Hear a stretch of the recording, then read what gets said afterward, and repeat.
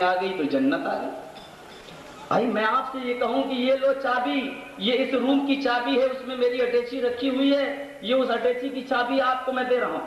جب چابی دے دی تو گویا اٹیچی میں جو کچھ ہے اس کا مالک میں نے آپ کو بنا دیا ہے، تو یہ جنت کی چابی، گویا کہ جنت کے مالک تم بن گئے ہو، یہ چابی میں نے تم کو دے دی۔ صحابہ نے کہا اللہ کے نبی جب لا الہ الا اللہ جنت کی چابی ہے تو گویا جنت ہم کو مل گئی، جب چاہوں گا تالا کھولوں گا جنت میں چلا جاؤں گا۔ آپ نے فرمایا لیس لہ اسنان، چابی ہے لیکن بغیر دندانے والی۔ لیجیے صاحب سیکھیے، صحابہ پوچھ رہے ہیں اور نبی جواب دے رہے ہیں، صحابہ تحقیق کر رہے ہیں اور نبی جواب دے رہے ہیں۔ آج کا مولوی کہتا ہے قرآن نہ پڑھو، یہ تمہارے سمجھنے کی چیز نہیں۔ کیا کہتا ہے قرآن؟ یہ تمہارے سمجھنے کی چیز نہیں ہے، بس ہمارے مولانا صاحب نے جو کتاب لکھ دی ہے اسی کو پڑھتے رہو، 40 دن کے لیے جاؤ تو اس کو پڑھو، 4 مہینے کے لیے جاؤ تو اس کو پڑھو، بس اسی کو سناؤ، یہی پورا اسلام ہے۔ نہیں، کیا کہہ رہے ہیں اللہ کے نبی؟ لا الہ الا اللہ مفتاح الجنہ لیس لہ اسنان، لا الہ الا اللہ جنت کی چابی ہے لیکن اس کے دندانے نہیں ہیں، اور جب تک چابی میں دندانے نہیں ہوں گے، گٹر نہیں ہوں گے، تالا نہیں کھلے گا۔ بھائی چابی ہوتی ہے اس میں دندانے ہوں گے، گٹر ہوں گے، تبھی نہ تالا کھلے گا۔ اگر وہ سمپل دے دیا جائے تو چور بھی ڈاکو بھی نہیں کھول پائے گا، وہ مہین سے کوئی کی ہوئی لے چاہے توڑ لے وہ الگ بات ہے، لیکن وہ سمپل چابی سے نہیں کھول پائے گا۔ اللہ کے نبی آپ نے چابی دی ہے تو بغیر دندانے والی اس چابی سے کیا فائدہ؟ اللہ کے نبی چابی دی ہے تو دندانے بھی دے دیجئے، اے اللہ کے نبی چابی دی ہے تو اس کے گٹر بھی دے دیجئے۔ اللہ کے نبی کا جواب سنو، کیا جواب دیتے ہیں اللہ کے نبی؟ اسنانہ الصلاۃ والزکاۃ والصوم والرمضان والصوم والحج۔ اے میرے ساتھیو، اس چابی کے دندانے نماز، روزہ، حج اور زکات، یہ 4 گٹر 4 دندانے جب تک تمہاری چابی میں نہیں ہوں گے جنت کا تالا نہیں کھلے گا۔ اس حدیث کو پیش کرنے کا میرا مقصد یہ ہے میرے پیارے ساتھیوں کہ اللہ کے نبی جناب محمد رسول اللہ صلی اللہ علیہ وسلم سے صحابہ سوال کیا کرتے تھے، اور جب تک سمجھ نہیں لیا کرتے تھے آپ خاموش نہیں ہوا کرتے تھے۔ جب نبی سے سمجھا جا سکتا ہے تو آج مولویوں سے نہیں سمجھا جا سکتا ہے۔ صرف کھانے پینے میں آگے رہے گا، بتانے میں آگے نہیں رہے گا۔ مرغے کی ٹانگ ملے تو کہے گا الحمدللہ، چٹنی رکھ تو کہے گا انا للہ۔ تو آج میرے پیارے ساتھیوں اس معاملے میں اس سے سوال کیوں نہیں کیا جاتا؟ یہ سوال کیا بڑا عجیب معاملہ ہے۔ ارے یہ قرآن، یہ حدیث تمہارے سمجھنے کی چیز نہیں ہے، یہ تو عالموں کی سمجھنے کی چیز ہے، تم نہیں سمجھ سکتے۔ ارے اس قرآن کو امریکہ نے پڑھا، کہاں سے کہاں پہنچ گیا، اور آج تم کہتے ہو یہ ہمارے سمجھنے کی چیز نہیں ہے۔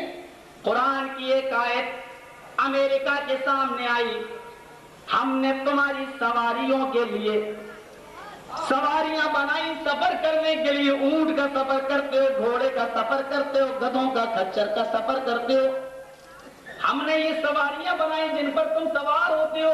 وَمِمَّا لَا تَعْلَمُونَ، اور ہم نے انہی سواریوں میں سے وہ سواریاں بھی بنائی جن کو تم ابھی جانتے نہیں ہو۔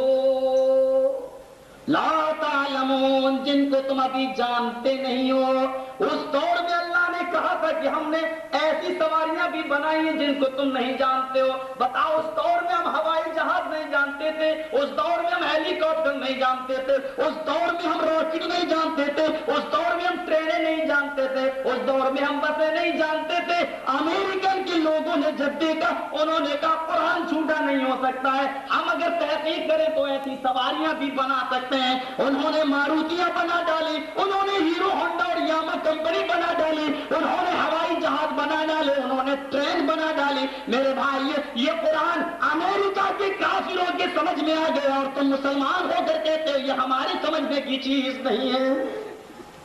شرم کرو، ان مولویوں کا گریبان پکڑ کر کھینچو، بتا صحیح کیا ہے، غلط کیا ہے۔ ارے یہاں نیت کیوں باندھتے ہو؟ کہا میرے امام نے باندھی۔ پوچھو امام اللہ کا نبی بن کر آیا تھا یا جناب محمد رسول اللہ نبی تھے؟ ہم امام ابو حنیفہ کی مانے یا جناب محمد رسول اللہ کی مانے؟ آپ سوال کیجیے، آمین آہستہ کیوں بولتے ہو؟ کہو گے میرے امام نے۔ پوچھو فوراً امام کون ہوتے ہیں؟ امام کائنات جناب محمد رسول اللہ کا معاملہ کیا ہے؟ وہ لوگوں سوال کرو گے اللہ کی قسم تمہارے مولوی یہ کہیں گے اپنے آپ قرآن پڑھ لو، حدیث پڑھ لو، اردو میں بھی آتی، انگلش میں بھی آتی، ہندی میں بھی آتی، وہ اپنا بچاؤ اختیار کر لے۔ آج قرآن و حدیث امریکہ سمجھ رہا ہے، یورپ سمجھ رہا ہے. ارے اب تو اشوک سنگل جی اور توگڑیا جی اسلام سمجھنے لگے ہیں، تبھی تو کہتے ہیں جہاد کی آیتیں نکالو. آج تو یہ لوگ بھی فرقہ پرست طاقتیں بھی قرآن سمجھ رہی ہیں، اور آج ہم مسلمانوں کی سمجھ میں قرآن نہیں آ رہا ہے. افسوس ہے میرے بھائی. آج میں تمہارا ذہن بنانے کے لیے آیا ہوں. اس قرآن سے اتنی دشمنی اچھی نہیں ہے کہ مولویوں نے بچاؤ اختیار کرنے کے لیے. ارے ہم کہہ دیں گے بخاری کی حدیث پڑھو تو لوگ کہیں گے ارے اس میں تو آتا ہے کان یرفع رسول اللہ صلی اللہ علیہ وسلم یدیہ حسب منکبہ. اللہ کے نبی رکوع میں جاتے تھے، رکوع سے اٹھتے تھے دونوں. آج تو یہ لوگ بھی فرقہ پرست طاقتیں بھی قرآن سمجھ رہی ہیں، اور آج ہم مسلمانوں کی سمجھ میں قرآن نہیں آ رہا ہے. افسوس ہے میرے بھائی. آج میں تمہارا ذہن بنانے کے لیے آیا ہوں. اس قرآن سے اتنی دشمنی اچھی نہیں ہے کہ مولویوں نے بچاؤ اختیار کرنے کے لیے. ارے ہم کہہ دیں گے بخاری کی حدیث پڑھو تو لوگ کہیں گے ارے اس میں تو آتا ہے کان یرفع رسول اللہ صلی اللہ علیہ وسلم یدیہ حسب منکبہ. اللہ کے نبی رکوع میں جاتے تھے، رکوع سے اٹھتے تھے، دونوں ہاتھ کاندھے کے برابر اٹھاتے تھے، رفع الیدین کرتے تھے. لوگ سوال کریں گے بخاری کی حدیث میں تم کیوں منع کرتے ہو؟ اسی لیے کیا کہتے ہیں یہ تمہاری سمجھنے کی چیز نہیں ہے، بس یہ پڑھو جو مولوی نے لکھ ڈالی ہے کتاب. میرے بھائیوں، کسی مولوی کی لکھی ہوئی کتاب اگر اسلام ہوتی تو مرزا غلام احمد قادیانی کے ماننے والے بھی اپنے آپ کو مسلمان کہتے ہیں، پھر اس کی لکھی ہوئی کتاب بھی ایمان ہے. آج ہر فرقے کے عالم کی لکھی ہوئی کتاب ہے، پھر وہ ایمان ہے. آج ہر فرقہ دوسرے کو غلط کہتا ہے، آج ہر فرقہ اپنے آپ کو سچا کہتا ہے، پھر ہر فرقے کی اپنی اپنی ایک کتاب سچی ہے. لیکن ہم اہل حدیث ہیں، اللہ کی قسم آپ کو بتا دیں ہم کسی بھی عالم کی کتاب کو پڑھنے کی بات نہیں کرتے ہیں کہ اپنی مسجدوں میں کسی بھی ہمارے عالم کی کتاب پڑھیے. ہم کہتے ہیں صرف رب کا قرآن سناؤ، جناب محمد رسول اللہ کا فرمان سناؤ. بتاؤ ہم سے زیادہ اپنی بات بیٹل کوئی ہوگا؟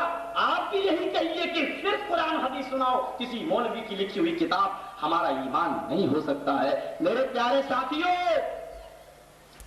حضرت عمر فاروق کے پاس ایک مقدمہ آیا. وہ مقدمہ پہلے اللہ کے نبی کی عدالت میں آ چکا تھا. اللہ کے نبی نے وہ مقدمہ حضرت ایک مسلمان منافق کا اور ایک یہودی کا مقدمہ تھا، آپ نے اس کا فیصلہ یہودی کے حق میں کر دیا. اللہ کے نبی صلی اللہ علیہ وسلم نے جب یہودی کو وہ زمین کا ٹکڑا دے دیا، وہ شخص آیا بعد میں کہتا یہودی سے میں یہ فیصلہ نہیں مانوں گا. میں مسلمان کہتا میں یہ فیصلہ نہیں مانوں گا، چلو میں عمر فاروق کے پاس چلوں گا. اللہ کے نبی تو مسلمانوں کے لیے نرم نہیں ہے، یہودیوں کے لیے زیادہ نرم ہے، لیکن حضرت عمر مسلمانوں پر نرم ہے، اس لیے وہ ہمیں ضرور زمین دیں گے، ہم فیصلہ انہیں سے کرائیں گے. کہا ٹھیک ہے چلو. حضرت عمر فاروق کے پاس گئے. حضرت عمر فاروق نے دونوں کی بات سنی. اس یہودی نے کہا میں آپ کا فیصلہ بھی ماننے کے لیے تیار ہوں. حضرت عمر فاروق نے کہا کیا میرا بھی فیصلہ مانو گے؟ کہا ہاں. میرا بھی؟ کہا ہاں.